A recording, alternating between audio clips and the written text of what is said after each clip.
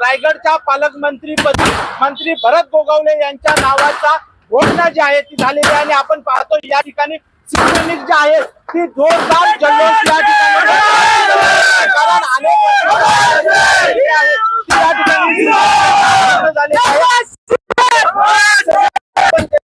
कारण कसा आनंद व्यक्त करता आजचा दिवस किती महत्वाचा आहे? खऱ्या अर्थानं आज संपूर्ण रायगड जिल्ह्यासह संपूर्ण महाराष्ट्रामध्ये दिवाळी साजरी होत आहे। कारण गोरगरिबांचे आमदार म्हणून ज्यांची संपूर्ण महाराष्ट्रामध्ये ख्याती आहे त्या मंत्रीपदी पालकमंत्रीपदी यांची नियुक्ती झालेली आहे। आपण पाहतोय आज संपूर्ण रायगड जिल्ह्यासह महाराष्ट्रात दिवाळी साजरी होते।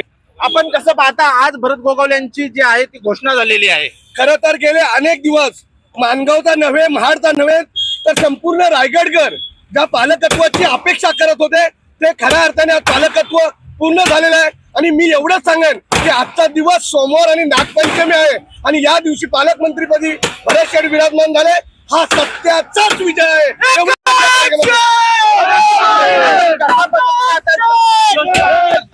जल्लोष कशा पद्धतीने? जल्लोष हा आनंद गगनात भावेना असा झालेला आहे। त्यामुळे सगळ्यांनी फटाक्याची आतषबाजी करून आम्ही जल्लोष साजरा करत आहोत। सर्वांना मिठाई वाटून पेढे वाटून आम्ही साजरा करत आहोत। आपण पाहिलं तर भरत गोगावले यांची पालकमंत्रीपदी घोषणा झाल्याच्या नंतर जे आहेत ते शिवसैनिकांनी फटाके वाजवलेले आहेत, पेढे वाटलेले आहेत कारण आजचा दिवस त्यांच्यासाठी अत्यंत महत्वाचा आहे, या आनंदाचा आहे। अजय नाडकर, जय महाराष्ट्र न्यूज, रायगड।